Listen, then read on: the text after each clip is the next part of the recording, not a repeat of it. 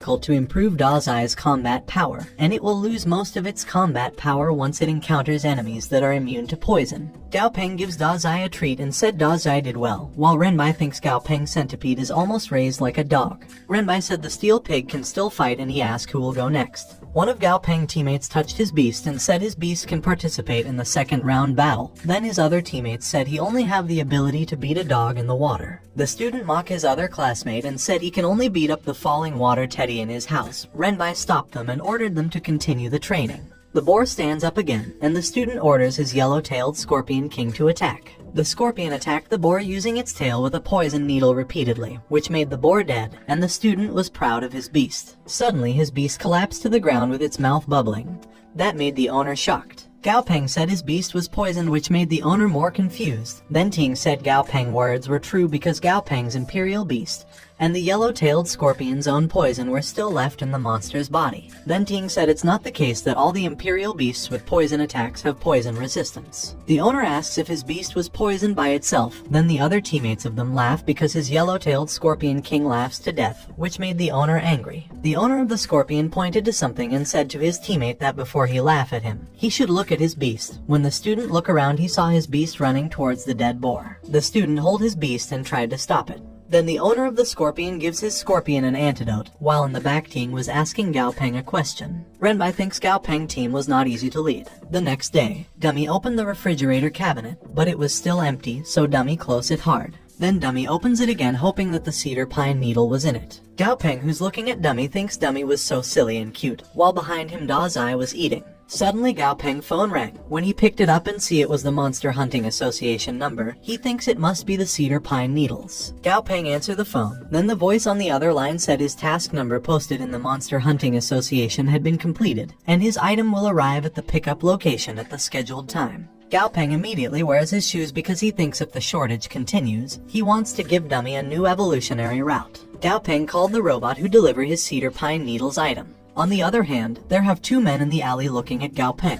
The second brother asks his boss if Gao Peng was the one who paid a lot of money to buy cedar pine needles, to which his boss agreed. The boss told his men that in the night they were going to do a big job. The third brother asks him if they are really okay doing something bad. The boss looked at the man angrily and said that he was really useless. Then his second brother punched his head, then shouted at him angrily. The boss said they were not going to attack right away, they just going to check it first, and if they really can't afford to offend, they will withdraw immediately. The night comes. The three men was quietly walking around in the neighborhood. Then the second brother of their group asks their boss why the neighborhood is so shabby, and he feels it was poorer than the hellhole they live in. The boss said it was better because the kid has no background, but recently made a fortune, so it was more suitable for them. The three men finally arrive at Gao Peng apartment door and the boss is trying to unlock Gao Peng door. Suddenly someone's door opens. Then Tang Tang asks them what they're doing in the middle of the night. The two men shield their boss and said the hallway is too tight and he couldn't open their door at once. Tang Tang turns around and said okay while she was pulling her door close. Suddenly the man stops her door to close. Then the man asks her if they can come in and get a glass of water because they're thirsty. Tang Tang said, of course. Then she asked the men to come in. The boss and the second brother look at each other smiling.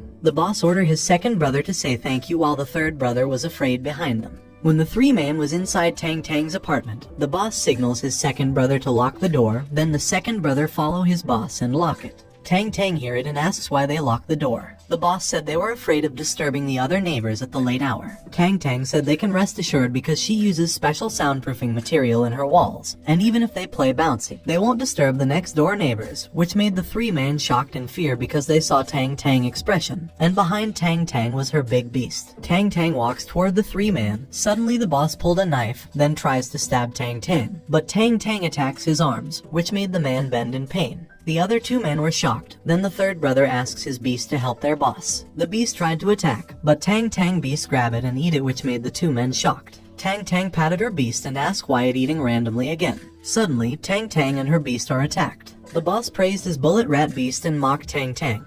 But the boss was shocked when he saw Tang Tang was not injured. Tang Tang said she told them the answer, but they also don't understand it. Tang Tang looked at the three men and then said that was okay because she will teach them a lesson by hand. Then Tang Tang changed to something which made the three men shake in fear. The boss shouts and said grandma and admits that he was wrong.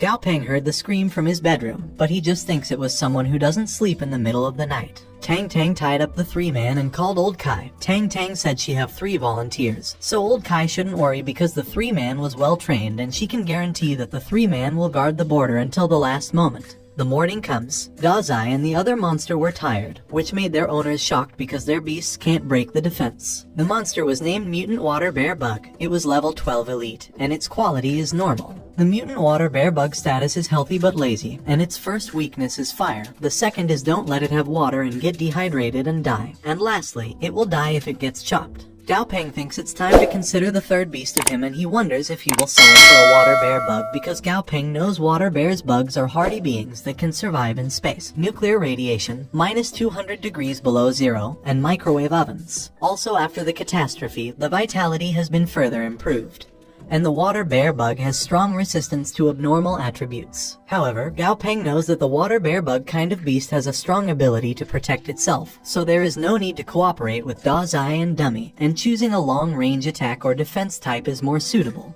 But if there's a room for flying beast or healing beast is more better. Suddenly, Gao Peng noticed the noise and saw Ting cheering her beast killing the hyena while Renbai tried to make Ting stay away from her beast because the beast is fighting. Gao Peng thinks Lotus Seed's timid character has improved a lot under Ting's training. Then his phone in his pocket rang. Gao Peng answered the call and Mr. Liu asked him if he have free time today. Gao Peng asks what is it. Then Mr. Liu said he'd like to invite him to dinner, and he have some friend coming over, so he'd like him to introduce him to them. Gao Peng thinks Mr. Liu's attitude seems to be too flattering, but after the last Black Ember Forest incident, Mr. Liu's company lost a lot of money, and powerful monster trainers like him naturally they don't spare any effort to draw in. Gao Peng agreed and said they should meet at the school gate after school. The school ends, then Gao Peng was in Mr. Liu's car and apologized to Mr. Liu for convenience. Mr. Liu smiled and said it was okay because he was also on his way, and it happens that his daughter was in Gao Peng's school, so he came to pick her up from their school as well. Mr. Liu's daughter named Liu Jie tells Mr. Liu that he only come to her school the second time to her school this year, and the first time was at the beginning of the school year. Mr. Liu laughs and changes the topic by asking Gao Peng if he has time to look and help Jie Beast.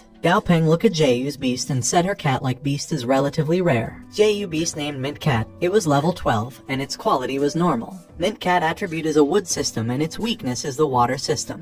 Gao Peng tells Jayu that he's in the studio on Saturdays and Sundays, and she can meet him in the studio on weekends, which made Jayu happy. Mr. Liu arrives at their apartment building. Then he asks Jayu to go home first because he and Gao Peng still have things to do. Jayu got down in the car and said goodbye to Gao Peng, while Gao Peng wondered why Mr. Liu left her daughter to go home first when he was going to meet friends, and Gao Peng thinks the situation is getting stranger and stranger. Gao Peng asks Mr. Liu what are the identities of his friends, but Mr. Liu just said Gao Peng will know when they arrive. Gao Peng and Mr. Liu arrive at the place, then Mr. Liu asks Gao Peng to follow him. While Mr. Liu and Gao Peng were walking, Gao Peng notices that the place is decorated in the style of a landscape garden, probably the work of a master who is well versed in the design of the northern and southern gardens, and Gao Peng thinks Mr. Liu's friend's identity must not be simple. Mr. Liu and Gao Peng arrive at the dining table, and Mr. Liu introduced Gao Peng to Captain Song Si of the Firefly Hunting Team and Captain Zhonggu of the Skystar Hunters, but Captain Zhong said he didn't expect the mystery that Mr. Liu said is a young boy. Gao Peng thinks that it's not a coincidence that all the people sitting there are from monster hunting teams, and the eyes of these people looking at him were filled with temptation and doubt that made him feel very uncomfortable. Mr. Liu said they should start the dinner. Suddenly Captain Zhong said wait a minute and look at Gao Peng. Captain Zhong asks Gao Peng why he doesn't look happy and if they come too abruptly and make him unhappy. Captain Song asks Zhong if he came there to scare a child and if it spread that some of them were bullying a student. It's going to be very shameful. Mr. Liu explained that he didn't make an appointment with Gao Peng, so he didn't know they had so many good friends there. Then Mr. Liu apologized to everyone in the room. Captain Zhong responded that they tried to know Gao Peng for a long time, and they always wanted to meet him in person to get some advice, but it's really hard to find. Then Captain Zhong asked Gao Peng to drink with them. Also the other people in the room asks Gao Peng to drink with them. Gao Peng thinks the group of people in the room seems to be passionate, but their words are loaded. Obviously, they don't seem to come to the place just to have a good meal. Mr. Liu gives Gao Peng a glass of wine, and then Mr. Liu apologizes to him because he didn't arrange the situation properly. But Gao Peng thinks he created value for Mr. Liu that far exceeded what he was paying him. In other words, Mr. Liu owes him. But now Mr. Liu was planning something at him. Gao Peng wanted to see how the feast is going to be. Captain Zhang put his chopstick down and said he was a rough man, and he had something he wanted to say to Gao Peng. Captain Zhang said Gao Peng is young and capable. Also, he had a 100% promotion rate. Captain Zhang also said that he doesn't know if Gao Peng is as magical as the rumors say he is. Gao Peng responded that the main reason for his situation is for the love and care of the examiner Feng. Then Gao Peng tell Captain Zhang that if he need anything, he can come to their company for consultation. Captain Zhang said Gao Peng words are too raw.